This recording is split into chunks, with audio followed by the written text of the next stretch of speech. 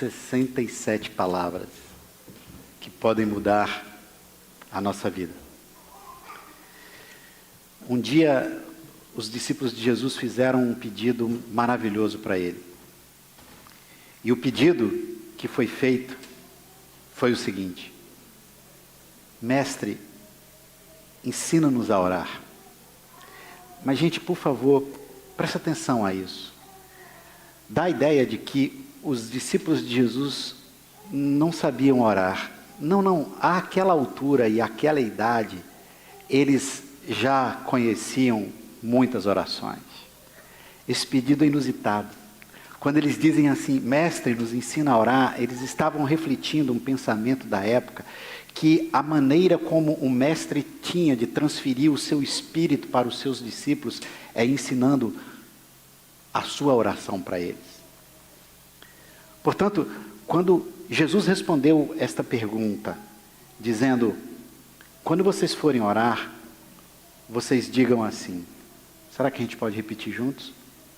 Pai nosso, que estás nos céus, santificado seja o teu nome. Venha a nós o teu reino.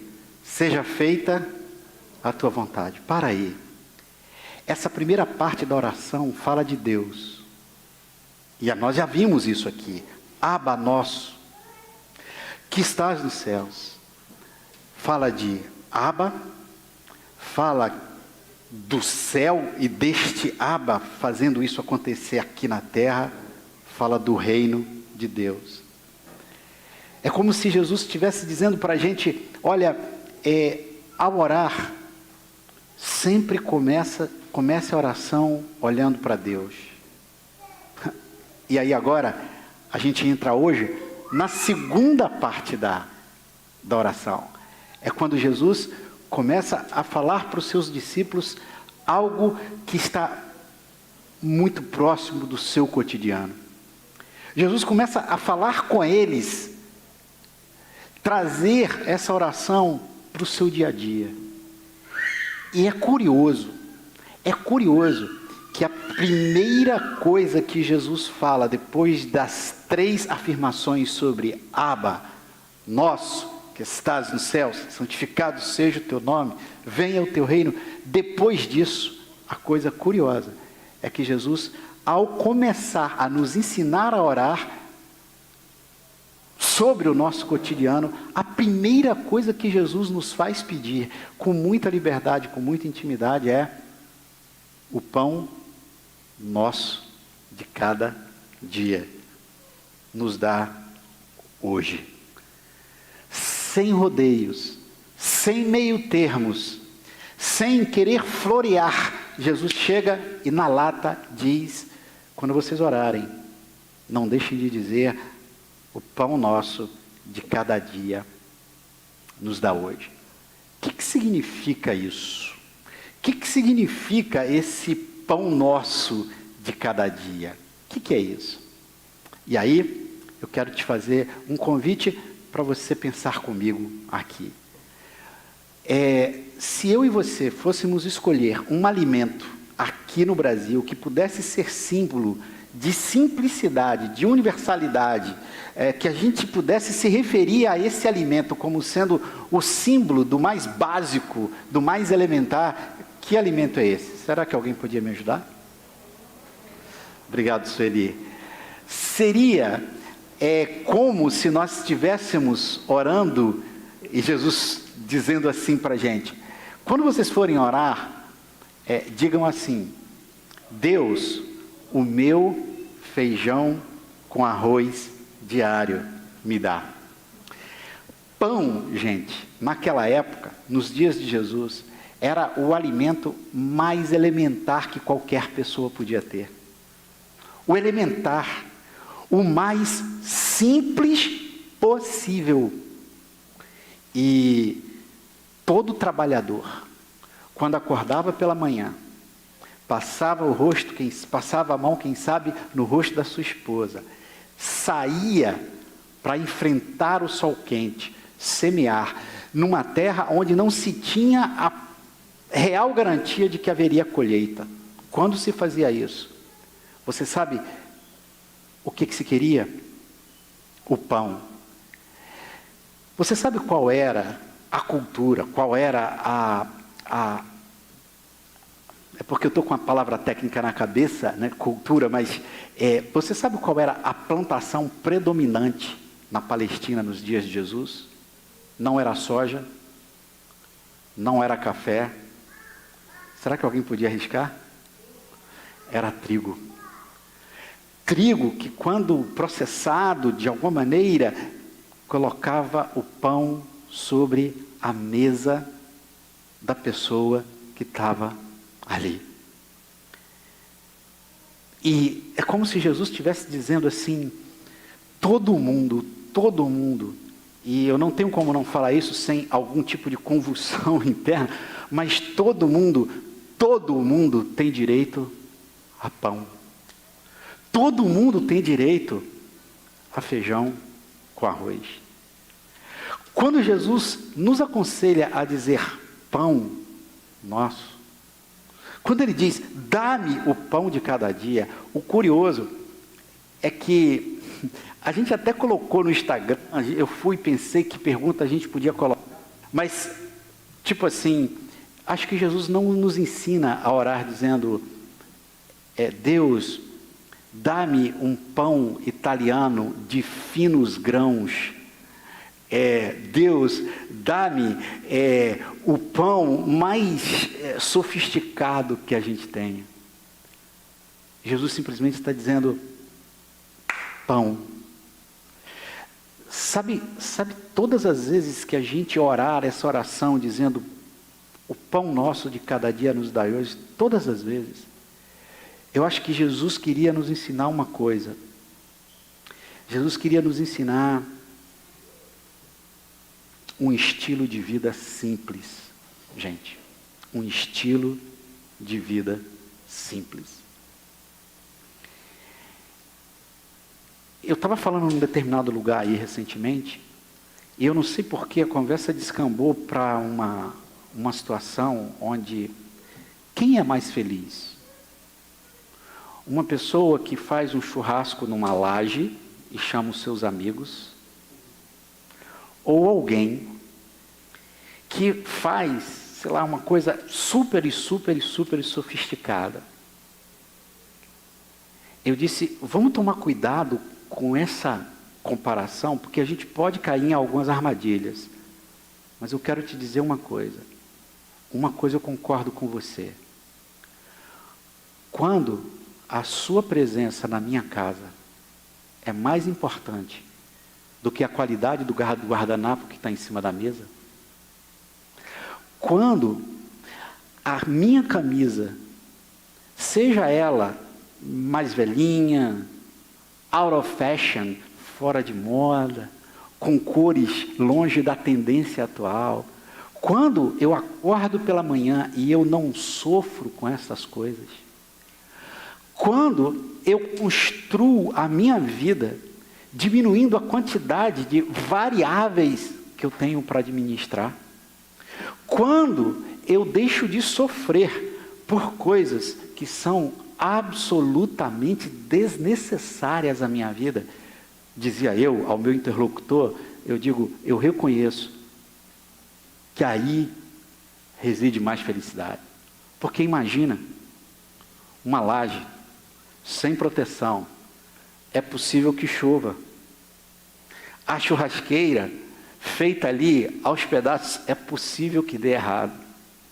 E aí, o Márcio Bolinha chega na minha laje, com a camisa do Fluminense, obviamente que outro símbolo ele poderia trazer a um ambiente tão sagrado.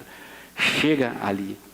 E eu deixo ali, de alguma maneira, as coisas, e eu dou um abraço nele. E a gente senta, e a gente conversa. E não me chama a atenção que sapato ele está usando. Não me chama a atenção que camisa ele está usando. Não me chama a atenção qual é a condição que ele ocupa na existência. A única coisa que me chama a atenção é o fato de que ele veio para o churrasco da minha laje. Gente, sem dúvida alguma, por mais que o que eu esteja dizendo possa ser perigoso no sentido de afirmarmos algo do tipo, então, quer dizer que fora de um ambiente assim, a gente, eu acho que a minha bateria foi embora, fora de um ambiente assim, bateria, fora de um ambiente assim, um pouco mais sofisticado, essas coisas podem não existir? Claro que podem existir, evidente que podem existir. Pessoalidade, amor, afetividade, não são monopólios de ambientes mais simples.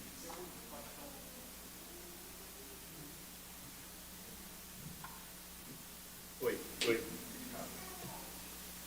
Não são monopólios de ambientes mais simples. Mas a gente não pode negar uma coisa, de que as circunstâncias que a gente vive, elas determinam e muito o que a gente sente. Portanto, por mais que em outros ambientes muito sofisticados possa existir amor, amizade, encontros belíssimos, por mais que eu e você possamos imaginar isso, e isso é verdade. E a outra armadilha que eu estou contando é que então quer dizer que eu não preciso me preocupar com a qualidade que eu receber as pessoas. Não nos distraiamos com aquilo que não é essencial na minha fala. O que eu estou querendo dizer é que quando Jesus nos ensina a chamar, a dizer, Pai, me dá o feijão com arroz do dia, Ele me livra de enormes preocupações com coisas mais complexas e mais sofisticadas. A única coisa que Ele diz é, Pai, me dá o pão. E se eu tiver o pão, já está maravilhoso. Gente, num determinado lugar, num determinado dia, uma pessoa me chamou, enfim, sentei com ela, e era uma pessoa que dirigia um carro invejado, tinha um celular invejado, tinha uma conta bancária invejada, e ela olhou para mim e disse, pastor, me diga porque nada dá certo na minha vida. E a única resposta que eu tive foi, cara, pão nosso de cada dia. Porque quando eu olho para essa coisa tão simples quanto é o meu pão e deixo de sofrer por coisas que realmente não tenho a menor necessidade. Você sabe qual foi o grande problema que aconteceu? Por que nós nos afastamos tanto da salvação de Jesus? É porque nós, seres humanos, a gente tem necessidades, desejos e caprichos. Jesus disse, eu vou ensinar vocês a orarem. Vocês peçam a Deus somente que Ele atenda às suas necessidades. Peça o pão e os meus desejos. Cabe a você, Deus, o quão desestruturadores eles são na sua e na minha vida. Deus não tem nenhum compromisso de atender os nossos desejos mais sofisticados ou os nossos caprichos mais superficiais. O que Deus deseja é que ninguém perca de vista que a essência dessa vida está relacionada muito com simplicidade. E vocês sabem qual foi uma das grandes razões pelas quais o ministério, a mensagem de Jesus não teve sucesso naqueles dias? Porque ele era simples demais. Porque ele morava na Galileia, no lugar dos gentios, na estrutura social mais desprezada. O lugar de onde ele vem, a cidade onde ele foi criado, chamava-se Nazaré. E havia uma gíria naquela época. E a gíria era: pode vir alguma coisa boa de Nazaré? É como se você tivesse uma filha pintada pelos céus e você sonhasse que ela viesse a casar com alguém, namorar com alguém que te enchesse de orgulho, e ela chega em casa na juventude e te apresenta o namorado dela, pretendente a casamento. E você começa a perguntar a essa pessoa, de onde você é? E ele diz, de Nazaré. Esse foi o lugar de onde Jesus veio. Um lugar onde as pessoas olhavam e diziam, será que pode vir alguma coisa boa de Nazaré? Mestre, ensina-nos a orar, ensina-nos a orar, ensina-nos a orar. Vocês querem mesmo aprender a orar? Então orem assim, pão nosso de cada dia. Deus me dá hoje, não deixa, eu quero o pão nosso. É um convite ao minimalismo, é um convite à simplicidade, é É o convite a gente deixar de sofrer por coisas que a gente não tem a menor necessidade. Mas Jesus fala pão, e aí ele coloca um pronome. É curioso como nos nossos dias a gente está tendo que discutir pronomes, né? É impressionante isso. É curioso como usar o pronome masculino e o pronome feminino para auditórios é questionado. É curioso isso. Pois Jesus entra na seara dos pronomes. Ele diz, o pão nosso. Gente, isso é uma revolução. Isso é de uma profundidade. Mestre, nos ensina a orar. Você quer aprender a orar? Então tá bom. Nunca diga, o meu pão me dá hoje. O meu pão me garante o meu pão hoje. Eu arriscaria dizer uma coisa. Eu arriscaria dizer que é estranho ao ouvido de Deus. Quase como Deus não reconhece essa oração. Usando lá na Bahia, farinha pouca, meu pirão primeiro. Deus, dá-me o meu pão. É como se Deus olhasse e dissesse assim, volta, começa de novo, para que eu possa te ouvir. E aí eu digo, esqueci. Pão nosso. Jesus nunca nos ensinou a pedir pelo nosso pão, pelo meu pão individual, senão pelo pão coletivo. Gente, é como se Jesus estivesse dizendo para a gente, não existe pão abençoado se ele não for repartido. Não existe. Não existe. Não existe pão abençoado que não seja repartido. Por favor, eu sei que a janela de atenção que eu tenho, eu que falo com auditórios, que dou aula semanalmente, eu percebo que a janela de atenção cada vez mais diminui. Graças ao Instagram e companhia limitada. É menos de 10 segundos. A média de atenção que as pessoas veem em qualquer vídeo, um vídeo para me prender por mais de 1, 2, 3 minutos, a pessoa precisa falar inglês misturado com japonês e falar alguma filosofia em mandarim, para poder dizer, meu Deus, que coisa interessante. Que mundo horrível a gente está vivendo, que é o mundo do efêmero, do descartável, é o império da rapidez. Eu sei que é cada vez mais curta a janela de atenção, eu sei. Então, presta atenção no que eu vou te dizer. Essa expressão de Jesus, pão nosso, que nos faz fechar os olhos e imaginar que em nenhuma mesa do mundo haja pão. Ou melhor dizendo, tenha ausência de pão. Essa oração que me leva para o pronome pessoal no plural, é nosso. Esse Deus que parece não querer abençoar o meu pão individual. Um Deus que me ensina a dizer, é nosso, é nosso, é nosso. Ele o faz para livrar a gente de uma coisa. Eu tenho certeza que quando Jesus falou isso, certamente devia estar ali incrustada nas suas palavras uma sabedoria antiga dos dias dele, que aparece no livro de Provérbios na Bíblia. Sabe que no livro de Provérbios tem uma frase muito enigmática não, muito bela, e alguém está fazendo a oração, e a oração tem a ver com pobreza e riqueza, e alguém diz assim, Deus, não me dê pobreza, para que eu não seja tentado a roubar.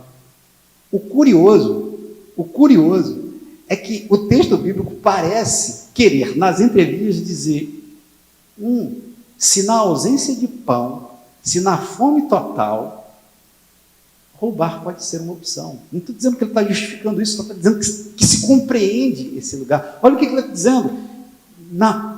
Não me dê pobreza, porque eu posso ser tentado a roubar. Mas ele diz também, não me dê riqueza. E aí agora, o que você acha que ele queria evitar? Quando ele diz, não me dê riqueza, ele diz, para que eu não me esqueça de ti. Então, peraí. A Bíblia está dizendo que todas as pessoas abastadas financeiramente se esquecem de Deus? Não. Vou te dizer onde é que está o problema. É muito raro, existe, eu conheço, mas é muito raro alguém ter uma situação muito privilegiada e no final do dia não achar que esse negócio tem a ver com o seu próprio mérito, com o seu próprio charme. Essa tentação, gente, é incrível. É incrível. Porque eu e você somos pessoas viciadas na gente mesmo. Anormal é tudo aquilo que eu não gosto. O Ciro mora longe. Longe de quê? Da minha referência, né? Olha que coisa arrogante, né? Cara, como você mora longe? Ele mora perto do trabalho, a escola dos filhos dele é a 2 minutos, eu chego na casa dele e digo que ele mora longe. Longe das minhas referências. Olha como a gente é viciado nesse negócio. E aí, observa o seguinte, a vida da gente vai ganhando um determinado sucesso, a gente vai tendo um determinado retorno. Por quê? Porque somos inteligentes, porque acordamos cedo, porque nos esforçamos. Afinal, tudo isso é mérito nosso. E aí, a gente começa a olhar o outro e dizer, sabe por que essa pessoa está nessa situação? Porque ela não se esforça o suficiente. Vou te dizer o que os americanos fizeram. Os americanos são obcecados por pesquisa, experimento. Eu, pessoalmente, gosto muito disso. E aí, eu não sei quantos de vocês aqui, ou não sei onde é que você está me ouvindo, quantos aqui já brincaram de banco imobiliário? Alguém?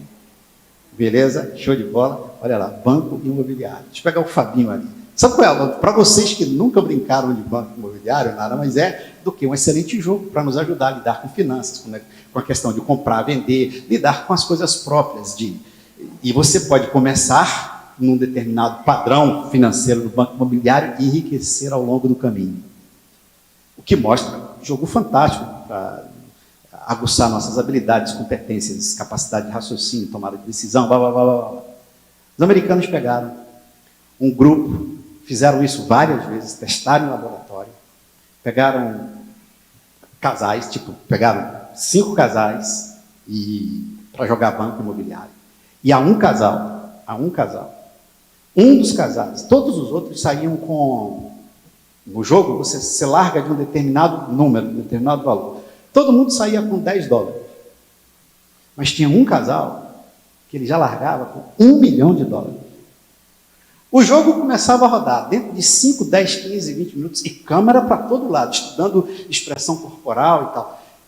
Depois de 10, 15, 20 minutos, quem sabe se muito do jogo, todos os casais que já tinham sido agraciados no ponto de partida com mais, começaram a manifestar uma certa impaciência com os seus colegas, porque eles não conseguiam acompanhar o mesmo passo que ele. Esquecendo esse casal de que o resultado da sua bem-sucedida carreira no banco imobiliário adivinha de uma série de vantagens que lhes foi dado, as palavras são minhas, nessa enorme loteria existencial e social dentro da qual a gente vive.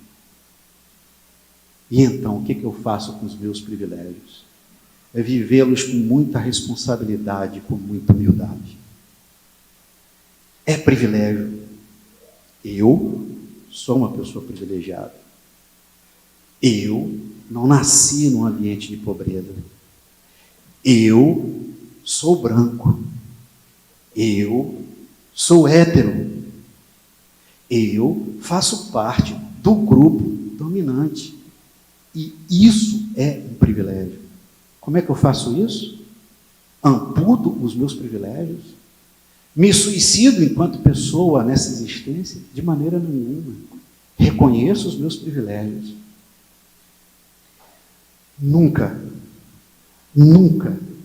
em nenhuma situação, eu quero abrir espaço no meu coração para que as pessoas que não ganharam o mesmo privilégio que eu julgue como superficiais ou como reclamações de perdedores ou de gente não esforçada, ainda que essas pessoas possam aqui e ali terem os seus problemas e os têm, Mas eu quero que eu e você possamos, no final do dia, bater o joelho no chão e dizer: Deus, com muito constrangimento eu te agradeço pelos meus privilégios, mas eu quero vivê-los com humildade, eu quero vivê-los com responsabilidade, eu quero fazer parte da solução neste mundo, que acabe definitivamente com o pão que é só meu, com o pão que é só meu.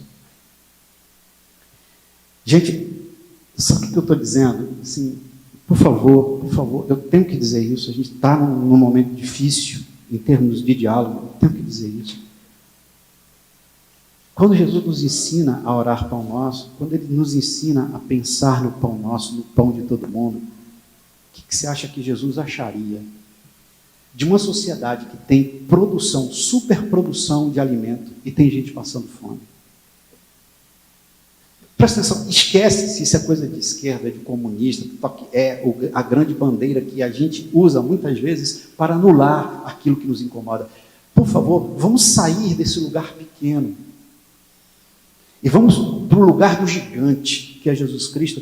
O que você acha que alguém que ensina os seus discípulos a orar dizendo pão nosso de cada dia, ele se sente com enormes problemas de desigualdade no mundo? Às vezes, eu não diria fantasia, mas às vezes eu penso assim: já imaginou se o Jeff Bezos frequentasse essa igreja? Talvez você não saiba quem é Jeff Bezos. Dono da Amazon. 60 bilhões de reais. Está ele e um outro cara brigando para construir, ver quem é que chega mais rápido no espaço. Eu diria: cara, pelo amor de Deus, dou 10 para você. Porra, que inteligência, que capacidade, que incrível. Parabéns, lindo. Brother, vamos resolver um problema nesse mundo? Vamos contratar as pessoas mais inteligentes da Terra. Vamos remunerá-las tudo. Vamos criar um time dos sonhos para resolver um problema. Um problema. Só um. O problema da pobreza no mundo. Cara, é complexo, é louco, é difícil. Vamos colocar toda a nossa inteligência para simplesmente pensar e resolver isso. Mas eu preciso ter 50 bilhões para me propor a isso? Não. E se eu, do tamanho que eu for, eu puder dizer: Deus, o que eu posso fazer para que esse pão que é meu vá se tornando nosso a cada dia? Pão nosso, o pão nosso de cada dia. Gente, por último, mas não menos importante, é uma questão de ser canal na existência, de perceber que tudo que é bom, o privilégio que eu tenho, passa por mim, para fazer deste. Esquece o céu já está resolvido. Vamos olhar para a terra, para fazer deste um lugar mais e melhor. Aqui, eu só queria deixar uma última coisa. Estava eu num táxi em São Paulo, tinha um cara na rua, debaixo de uma coberta. O cara do táxi olhou para mim e disse assim: ó, vagabundo. Eu contei até 10. Eu falei: cara, deixa eu arriscar. Eu falei: amigo, pode ser. Pode ser que você tenha toda a razão. Pode ser que aquela pessoa que está ali naquela marquise seja de fato um vagabundo e, por assim dizer, merece estar no lugar que ele merece. Agora, por favor, estamos eu e você aqui, dentro do ar-condicionado, teu carro é legal. eu nem quero entrar nessa indiscrição, dizia ele para ele. Mas sabe qual é o valor da minha hora? Sabe qual é o valor da tua hora? O teu trabalho te remunera de maneira, se justa ou não, uma questão a ser debatida, mas você não é um ser da nossa sociedade que está lá na baixa da pirâmide. Tudo bem, eu só quero te pedir uma coisa. E aí começamos a chegar no destino, eu abri a porta, eu falei, eu só quero te pedir uma coisa. A próxima vez que você passar pelo rapaz ali, eu quero que você substitua a tua certeza pela dúvida. Sabe por quê? Porque a tua certeza é uma sentença. Aquele é um vagabundo. A tua dúvida pode te levar a fazer alguma coisa. Será? Será que atrás daquele homem alcoolizado não está uma criança que foi privada dos mais elementares afetos na existência? Será que aquele homem que está ali não cresceu num ambiente onde a miséria, a pobreza entrou e foi introjetada como cultura? Porque, gente, até você querer ser mais do que você é algo que advém do lugar que a gente vive. Será que por trás daquele homem, ali naquela marquise, não está alguém que se acostumou a pegar dinheiro no sinal e que jogou fora algumas oportunidades que lhe foram dadas? Dizia eu para ele, cara, você não acha um pouco fácil demais do nosso lugar de dentro desse carro a gente lançar sentenças? A oração de Jesus diz: pão nosso de cada dia, pão nosso de cada dia, dá-nos hoje, dá-nos hoje, dá-nos hoje, dá-nos hoje. Não é amanhã, dá-nos hoje. Perdi a conta das pessoas que disseram para mim: não vi os meus filhos crescerem porque se mataram de trabalhar para satisfazer desejos e esqueceram de alimentar a mais elementar necessidade, que era de afeto, carinho e presença. É hoje, porque só temos hoje. Pão nosso, pão nosso, pão nosso. Jesus nos ensina a orar. Pão nosso de cada dia. Fecha teus olhos por um instante, só aí.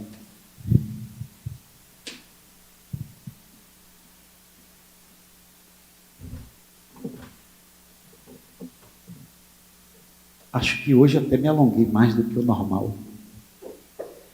Mas é muita coisa. Foi muita coisa. Fica com uma frase só. Fica com uma coisa só.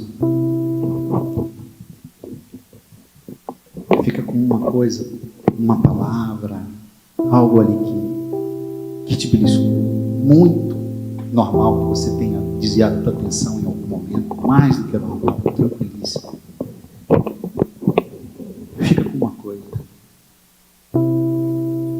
coisa só, uma palavra só, uma frase só.